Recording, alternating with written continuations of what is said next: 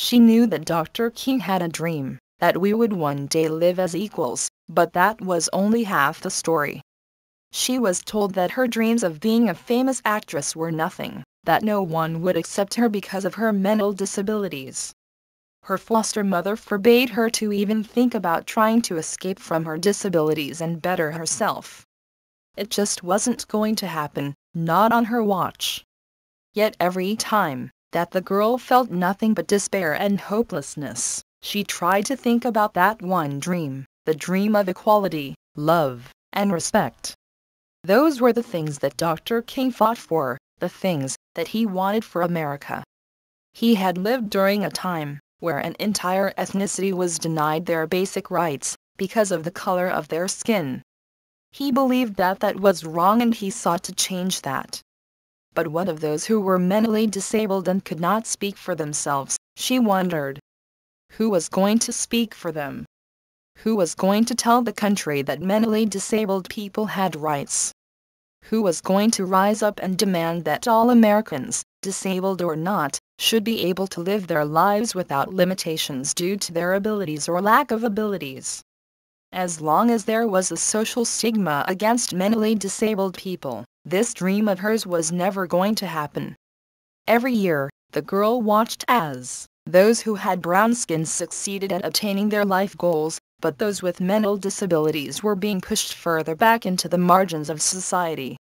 She still couldn't believe that no one wanted to give a voice to those people. She still couldn't believe that no one wanted to give those people a chance. Someone had to speak out. Someone had to tell the American people no, that mentally disabled people had rights. The America of her time was no longer black and white, it was a matter of abilities and such. The girl stood up and said, "Enough is enough. If no one is going to give them a voice, then I will give them mine." Dr. King was right to declare his vision to America, so why can't I dream that there will come a day where no one will be judged or denied their rights because of their mental disabilities? There will be a day where instead of being locked away in dark rooms and hidden from the world in shame, mentally disabled people will be allowed to not only live in society, but to be productive members of society. There will be a day where the word retarded will no longer be allowed to be uttered, and those who use that word will be shamed. There will be a day where children will no longer be teased by the other children because of their mental disabilities. But that day won't happen unless a mentally disabled person steps outside the locked room and speaks out. The girl packed her things and slipped out the door, while no one was looking. She was going to change the way things were. No one was going to stop her, deny her, or tell her that her dream was nothing. She was going to have her say, whether American society wanted her to or not. Within a few weeks, 9-year-old Andrea Marshall was chosen to be in a movie that depicted a woman's fight for freedom after being imprisoned in a mental hospital.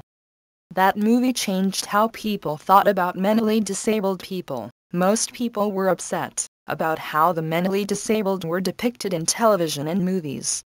Other people thought that Andrea was wrong to push her dreams of inclusion of mentally disabled people onto society, and some of them urged her to go back into the padded cell and never come out again. As for Andrea, she knew that she had a long way to go before her true vision was to be realized. And she wouldn't have had the courage to do just that had it not been for one man who spoke about equality.